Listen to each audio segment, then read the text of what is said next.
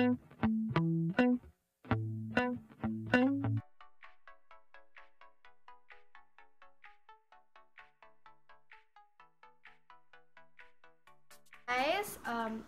some of you know na nag-start na yung class and some are not still starting their class.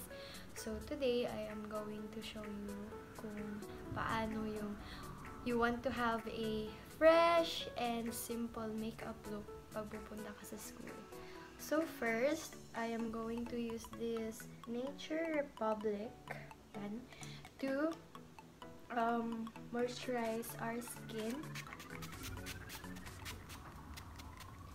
Kasi, ang dami nating pagdadaan ng stress while we're in school. Kaya, yun, mas mabuting moisturize yung skin natin kasi sa init, sa dryness ng skin natin whatsoever.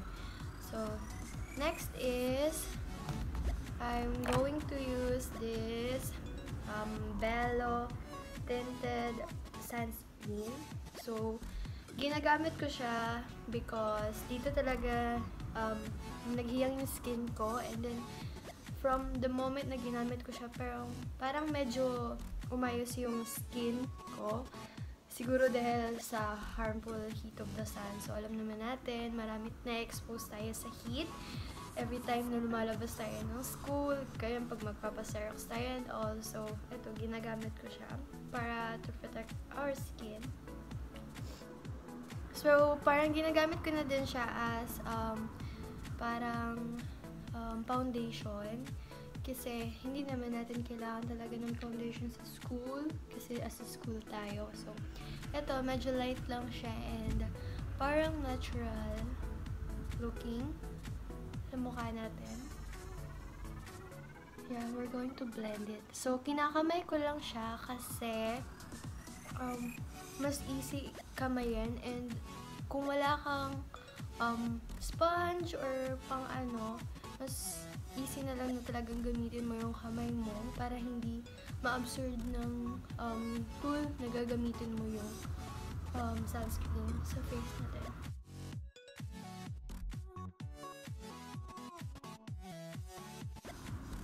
So guys, if kulang, pwede naman ninyong dagdagan. So dadagdagan ko pa siya kasi parang kulang. Yeah, parang kulang.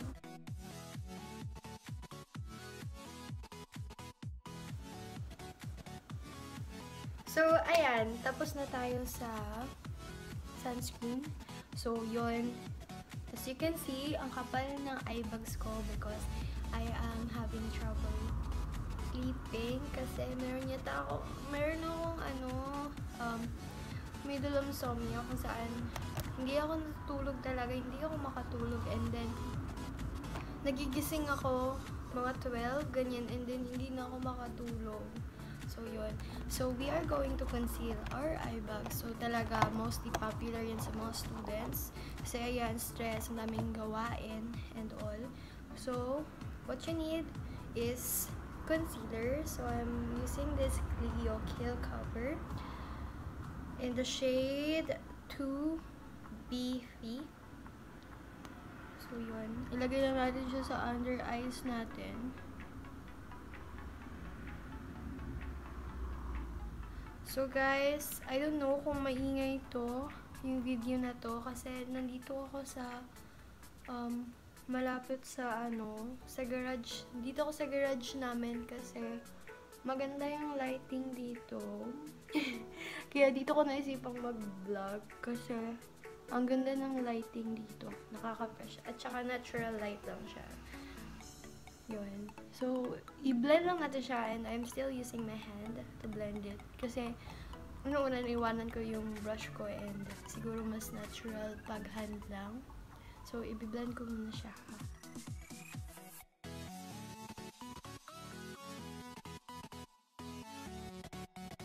So, yun. Tapos ko nang i-blend yung concealer ko. And then, next na gagawin natin is yung kilay natin. So, dapat natural lang talaga. Hindi yung pupunta ka ng school tapos parang Angry Birds yung kilay mo. So, yung gagamitin ko for my kilay is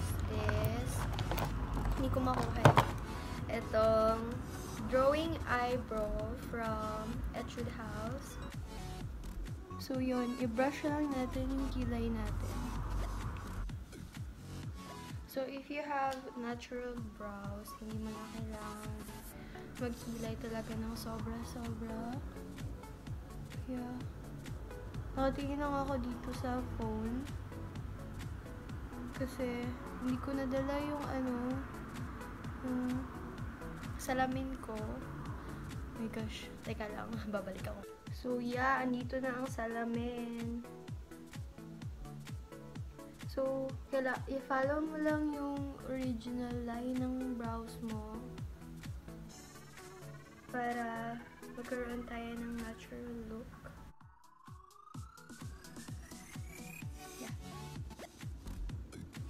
Yeah. So yun, kakatapos ko lang gawin yung kilay ko. So ginawa ko yung kabilang kilay ko off cam kanina because hindi ako sanay. And I don't really like doing my kilay kasi sa tingin ko talaga hindi sila pantay. Ewan. And then, next is yung pinaka-main talaga na ginagawa ko. Using this Airy Ink Velvet. Yan.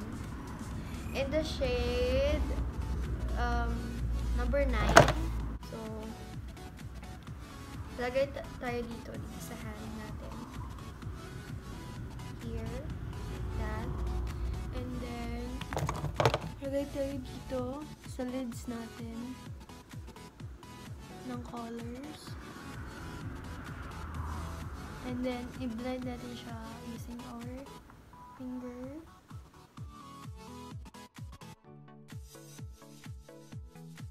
So, you can add more guys kapag sa tingin nyo kulang pa yung meron sa eyes nyo para mag-color talaga siya. And then, lalagyan ulit natin yung cheeks natin nito.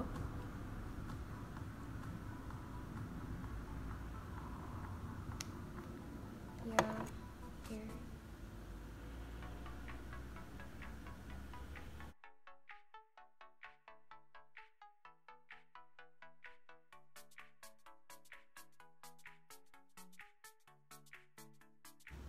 You can see, sa natural lighting, it's look like very light po. Yan. So, pag sa tingin nyo, parang kulang pa rin siya sa cheeks or hindi talaga siya nagpop-up, kailangan nyo pang dagdagan ulit. Yep. So, this is very easy and very convenient for students. It looks very refreshing and natural looking lang na face while going to school. So, I think that's enough. So, yung natira dito sa hand ko, ilalagay ko sa lips ko.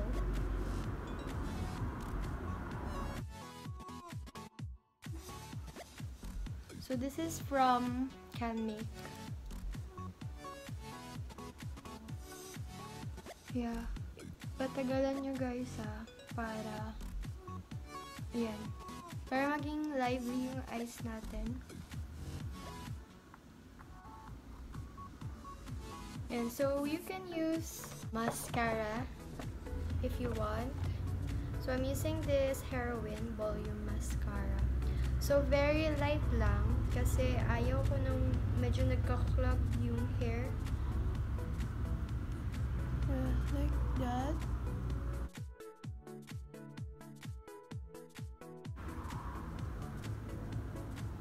Yeah. Next is this One Day Tattoo Real Lasting Eyeliner from K Palette. So, nilalagay ko siya dito. Dito lang sa pinaka dulo ng eyes natin to have an edge.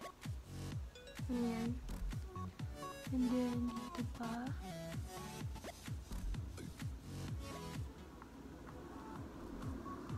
So, if you feel like very orangey, or, I don't know, very orangey yung look mo, I'm using this watery tint in the shade Rough, Beef or Red Up. Yan. From the Face Shop. Very sweet siya, guys, and I really like it.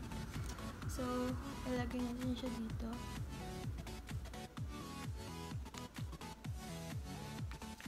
Yan.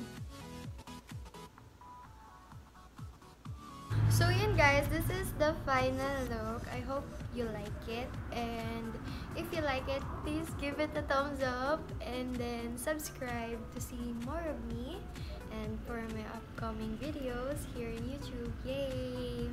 Never I had a video. Would you dance in it? Would you dance in